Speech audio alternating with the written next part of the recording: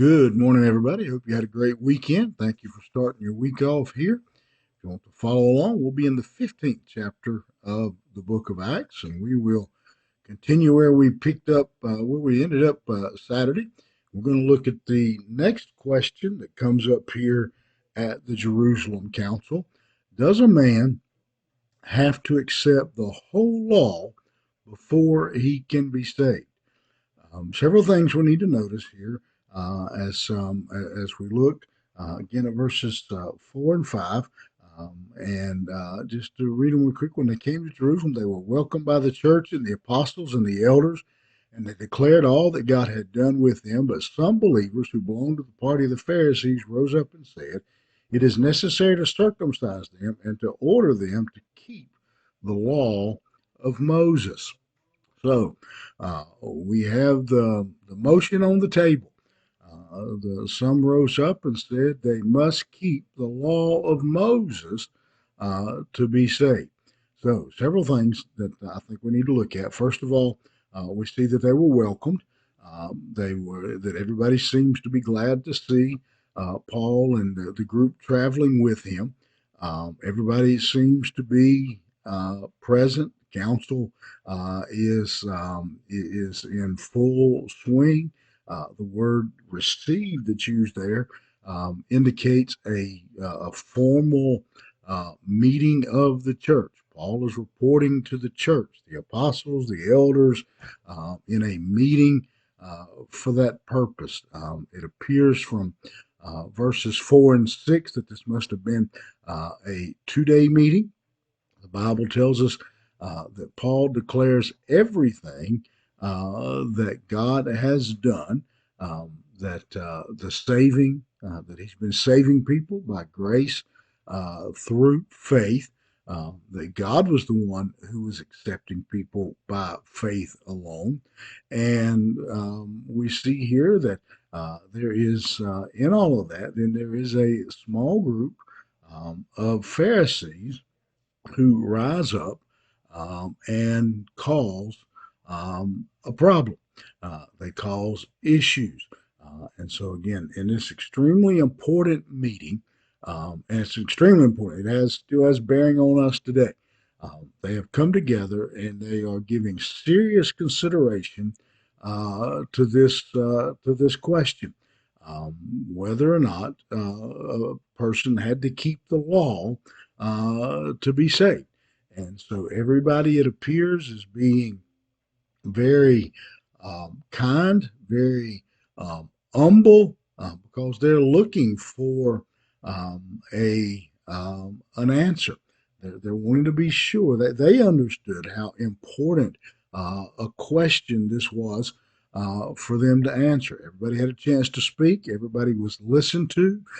They had a chance to talk and to give their opinions of what was going on. And so it says the apostles and elders were gathered together to consider this matter. And after there had been much debate, Peter stood up and said to them, "Brothers, you know that in the early days, um, you you know that in the early days God made a choice among you that by my mouth the Gentiles should hear the word of the gospel and believe." And so Peter comes back to really the root of this thing. He says God was the one. God was the one who began saving the Gentiles, and God was the one who went to Cornelius in his house. This had been about probably about 10 years before this meeting was taking place, but it had laid out the example, the pattern for how things were to be done. Cornelius and his family believed the word as Peter preached it. They believed while he was preaching, and they believed that word, and God knew their heart, and God saved them based on their faith.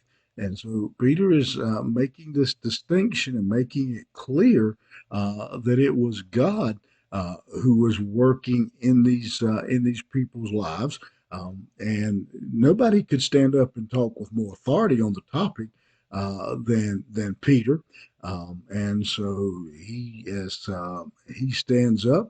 Um, he begins to speak. Peter's already learned this lesson. He'd already been through this. They'd already um, had this debate, and so Peter stands up and says, "Listen, God is at work here." That as they were going back and forth, he finally stands up and says, "God is the one who did this," and so he lays the groundwork for how this question is going to be solved. He said, "Let's go back and look at what God has said and what God has already done." We're going to stop there today because that's a great lesson for us today. We don't have to reinvent the wheel. We go back and we govern our churches according to the Word of God. We live our life according to the Word of God.